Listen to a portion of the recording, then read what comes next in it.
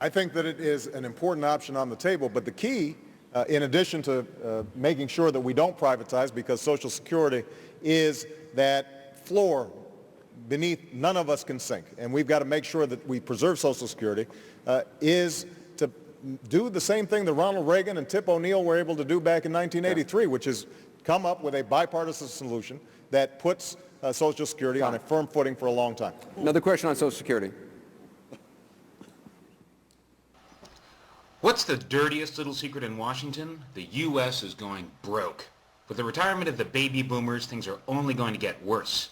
Fed Chairman Bernanke has said Medicare, Medicaid, and Social Security need to be radically changed to avoid this crisis, yet everything is business as usual in D.C. There are two solutions, both of which are politically unpopular: raise taxes or cut benefits. Which would you choose, and how would you convince the public to support you? Richardson? The best solution to those two issues is a bipartisan effort to fix them. Medicare, 33% of it is diabetes. Let's have major prevention programs and also ways that we can ensure that we find a cure. Social Security, stop raiding the Social Security Trust Fund. Stop talking about privatization. And then thirdly, let's look at a universal pension, 401k universal pension, that would assure portability for those that want to keep their pensions as they move into other professions. But what we need is a bipartisan effort. Put this issue aside. If I'm president, I would take this issue and I would say, Republicans, Democrats, within a year, let's find a solution, no politics. This is the safety net of this country. Here's a question on taxes.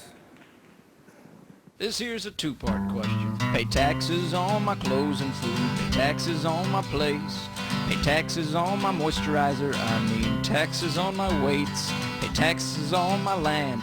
Every year y'all make me pay. I paid a tax on this guitar so I could sing for you today. My taxes put some kids through college I can't afford to send myself. Now tell me, if you were elected president, what would you do to help? Also, I got a parking ticket last week. Could one of y'all pardon me?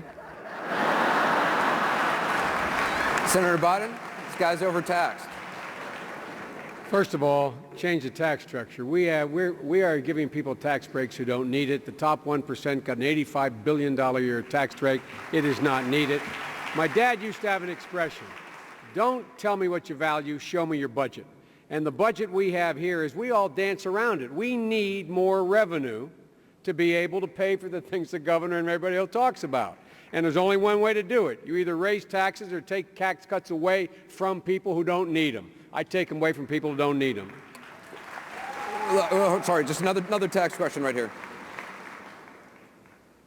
My name is Marcus Benson from Minneapolis, and I'd like to know if the Democrats come in office, are my taxes going to rise like usually they do when a Democrat gets in office? Congressman Kucinich, are the taxes going to rise? The answer is no, that we're going to stop the tax increases that President Bush gave to people in the top brackets. We're going to end war as an instrument of policy with the defense policy of strength through peace. So we're not going to be borrowing money from China to fight wars in Baghdad. We're going to lower our trade deficit by ending NAFTA and the WTO and going back to trade based on workers' rights. We're going to have a change in our economy so that people will be able to get something for the taxes they pay, but they're not going to have to pay more. One of the most popular topics that we got questions on was health care. We were overwhelmed with videos on health care, so we put several of them together. I want to show you some personal stories. Mark and Joel Strauss, Davenport, Iowa.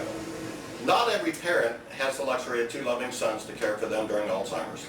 My question for the candidates is, people like us, the baby boomer generation, is going to see a boom of Alzheimer's over the upcoming decades.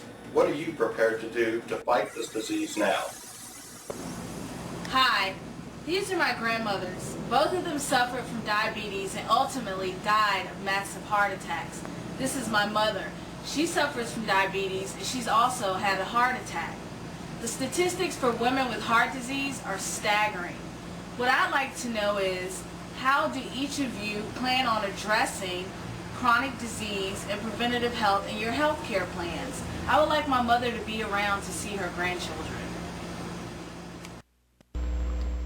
Hi, my name is Kim. I'm 36 years old and hope to be a future breast cancer survivor from Long Island. My chances for survival aren't as good as they might be, however, because like millions of Americans, I've gone for years without health insurance that would have allowed me to take preventative medicine. What would you, as president, do to make low-cost or free preventative medicine available for everybody in this country? Thank you.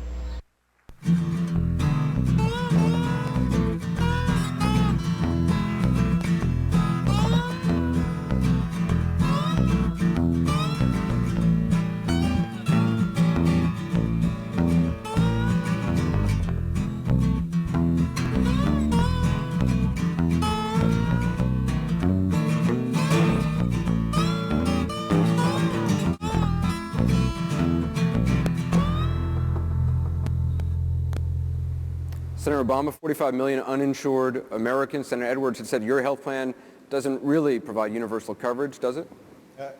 Absolutely it does. John and I have a disagreement. John thinks that the only way we get universal coverage is to mandate coverage. I think that the problem is not that people are trying to avoid getting health care coverage. It's folks like that who are desperately in desire of it, but they can't afford it. And I know from personal experience, my mother